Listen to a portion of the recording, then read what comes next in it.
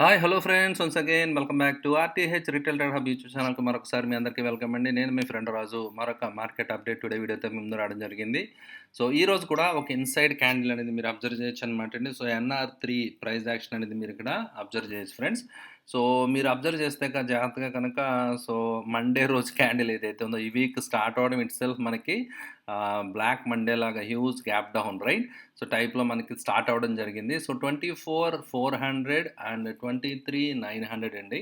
ఈ 500 points range ఏదైతే ఉందో సో, నిఫ్టీ మీరు చూడొచ్చనమాట అండి. సో, క్లోజింగ్ బేసిస్ మీద ఎన్ఆర్3 ప్యాటర్న్ అనేది ఎన్ఆర్3 సినారియో ఇక్కడ కంప్లీట్ అవ్వడం జరిగిందనమాట అండి. So, very narrow range price action అనమాట అండి. చాలా టఫ్ మన ఎస్పెషల్లీ ఇంట్రాడే ఎవరైతే బయ్యర్స్ ఉన్నారో ఆప్షన్ బయ్యర్స్‌కి టఫెస్ట్ మార్కెట్ కింద ఉంది. అండ్ యాక్చువల్‌గా నిన్న కూడా నేను ఒక ట్రెండ్ లైన్ డ్రా చేసి మీకు షేర్ చేయడం జరిగింది. సో, ఆ ట్రెండ్ లైన్ వచ్చి అరౌండ్ 24,300 ఆ లెవెల్స్ దగ్గర కదా! సో, ఈరోజు మళ్ళీ వన్స్ అగైన్ ఆ లెవెల్ కూడా టెస్ట్ అవ్వడం జరిగింది. రైట్. సో, ప్రీవియస్‌గా ఆల్రెడీ మనం డిస్కస్ చేస్తున్నాం కదండీ! అక్కడ people are waiting. They are ready to just dump అనమాట అండి. సో, అక్కడికి వెళ్ళినప్పుడల్లా సెల్లింగ్ ప్రెషర్ అనేది ఆ లెవెల్ దగ్గర రావడం అనేది మీరు అబ్జర్వ్ చేయొచ్చనమాట అండి. అయితే ఇక్కడ ఒక ట్రయాంగిల్ ప్యాటర్న్ కూడా 15 మినిట్స్ టైమ్ ఫ్రేమ్‌లో మీరు జాగ్రత్తగా అబ్జర్వ్ చేస్తే గనక ఒక అసెండింగ్ ట్రయాంగిల్ లాగా ఫార్మేషన్ వస్తుందనమాట అండి. సో, 15 మినిట్స్ టైమ్ ఫ్రేమ్‌లో. సో, జనరల్‌గా ఈ ట్రయాంగిల్ ఫార్మేషన్ వచ్చినప్పుడు బయ్యర్స్ ఆర్ సెల్లర్స్ మధ్య ఫైట్ జరుగుతా ఉంటది. But somebody has to win అండి అల్టిమేట్‌గా. ఐదర్ ఈ ట్రెండ్ ఎలా అవుతదా? లేదంటే ఇక్కడ బ్రేక్ అవే ఏదైతే ట్రెండ్ లైన్ ఉందో కిందకు వస్తదా? We have to wait and watch అనమాట అండి. సో, ప్రస్తుతానికైతే అంటే రేంజ్ ఏదైతే ఉందో అది స్క్వీజ్ అవుతుందని మీరు అబ్జర్వ్ చేయొచ్చనమాట అండి. సో, నారో రేంజ్ లాగా క్లియర్‌గా మీరు అబ్జర్వ్ చేయొచ్చనమాట. అంటే buyers, sellers coming to some conclusion like pivot point లాగా మీరు చూడొచ్చనమాట అండి. ఒక రేంజ్‌కి షిఫ్ట్ అవుతా స్లోగా అది స్క్వీజ్ అవుతా అనేది ఇక్కడ రావడం జరుగుతుంది. ఈవెన్ మీరు బొలింజర్ లాంటిది డ్రా చేసినా కూడా బొలింజర్ బ్యాండ్స్ అవి కూడా ఒకవేళ మీరు అబ్జర్వ్ చేసినా కూడా సో, మీకేమవుతుందంటే నీ స్క్వీజ్ వచ్చినప్పుడు తర్వాత క్లౌడ్ వాక్ అంటే ఒకసారి ట్రెండ్ పికప్ అవ్వి సో, ఆ ట్రెండ్‌లో ఆ డైరెక్షన్‌లో కొంతవరకు మొమెంటమ్ వచ్చి ఛాన్సెస్ అనేవి ఉంటాయి ఫ్రెండ్స్. రైట్. సో, అందువల్ల ఆ రేంజ్ బ్రేక్ అవ్వనంత వరకు ఇట్ కుడ్ బి సైడ్ వేస్ అనమాట అండి ఖచ్చితంగా. సైడ్ వేస్‌గా ఉండే ఛాన్సెసే ఎక్కువగా కనిపిస్తున్నాయన్నమాట అండి. రైట్. సో, అయితే coming to bank Nifty. So, bank index విషయానికొస్తే కనుక బ్యాంక్ నిఫ్టీలో కూడా సో, మీరు అదే kind of consolidation within the రేంజ్‌లో చూడొచ్చనమాట అండి. So, like twin type of price action అని చెప్పి అన్నాను కదండీ! ఈరోజైతే నిన్న దానికి కొంచెం మిర్రర్ ఇమేజ్ లాగా కొంచెం ఆ పైకి స్వింగ్ అయితే వచ్చింది గానీ, కానీ అది సస్టైన్ అయితే అవ్వలేదనమాట అండి. సో, ఓవరాల్‌గా సో, క్లియర్ కట్‌గా సో, వితిన్ ద రేంజ్‌లో మాత్రమే సో, ప్రైస్ యాక్షన్ అనేది ఒక వితిన్ ద రేంజ్ టైట్ రేంజ్‌లో మాత్రమే సో, ప్రైస్ యాక్షన్ అనేది బోత్ ఇండిసెస్‌లో నిఫ్టీ ఆర్ బ్యాంక్ నిఫ్టీ మీరు అబ్జర్వ్ చేస్తే కనుక సో, ప్రైస్ యాక్షన్ అనేది డెవలప్ అవుతుందనమాట. అయితే అక్కడ అసెండింగ్ ట్రయాంగిల్ చూసారు కదా! ఇక్కడ డిసెండింగ్ ట్రయాంగిల్ అనమాట అండి. సో, ట్రెండ్ లైన్స్ కొంచెం డ్రా చేసుకుంటే మనం kind of descending price action అనేది ఇక్కడ వస్తుందనమాట అండి. అండ్ బ్యాంక్ నిఫ్టీలో వీక్‌నెస్ ఉంది మనకు తెలుసు కదండీ! సో, ఇక్కడ కూడా మీరు డైలీ టైమ్ ఫ్రేమ్‌లో చూస్తే సో, ఎన్ఆర్3 క్యాండిల్ అనేది కంప్లీట్ అవ్వడం జరిగింది. సో, అయితే బ్యాంక్ నిఫ్టీ విషయానికొస్తే 50,750, 800 లెవెల్ అండ్ 49,700 అంటే ఈ 1000 పాయింట్స్ రేంజ్ ఏదైతే ఉందో, ఆ రేంజ్‌లోనే గత 3 రోజుల నుంచి ప్రైస్ యాక్షన్ అనేది అంటే ట్రెండింగ్ మార్కెట్ అనేది లేదనమాట అండి. కంప్లీట్‌గా ఒక నారో రేంజ్ సైడ్ వేస్డ్ మార్కెట్ అనేది ఉంది. అండ్ ఇన్‌స్టిట్యూషన్స్ మాత్రం ఎఫ్ఐఐస్ వాళ్ళ పని వాళ్ళు చేసుకుంటూ వెళ్ళిపోతున్నారు హ్యాపీగా 26 కోట్లనమాట అండి.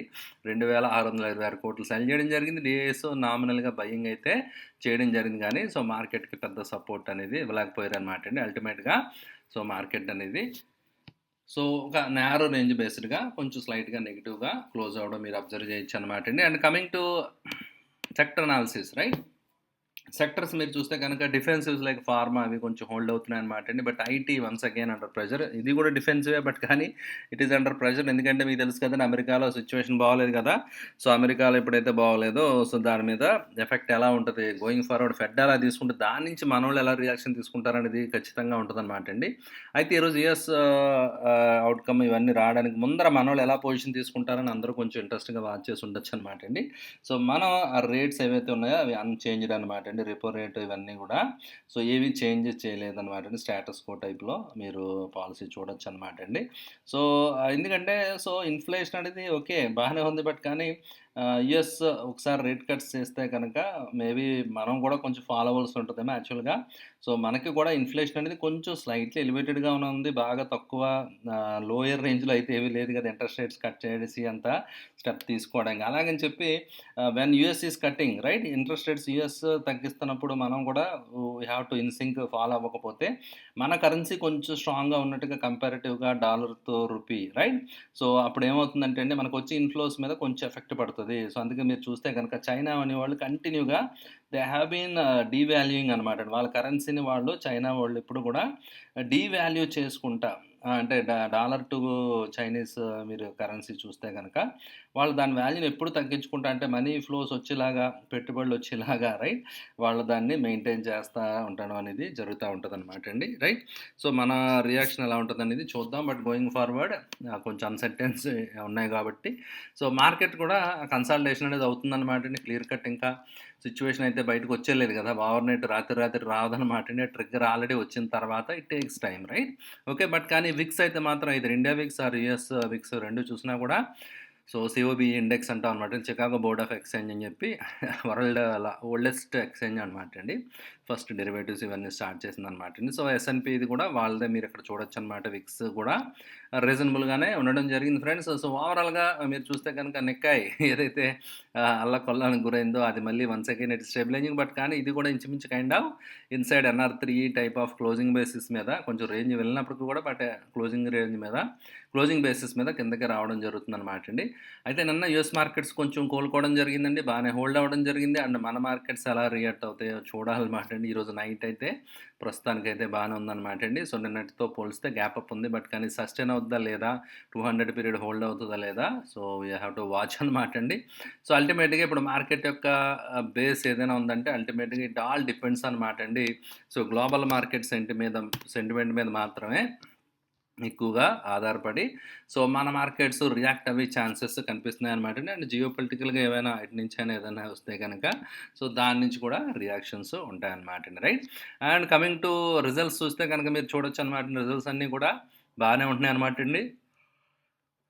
సో, చూసారు కదా! సో, చాలా మంచి కంపెనీస్ కొన్ని రిజల్ట్స్ డిక్లేర్ చేయడం జరిగింది. Right? So, okay. So, RBI keeps rates unchanged 6.5 అనమాట అండి. ఓకే. రైట్?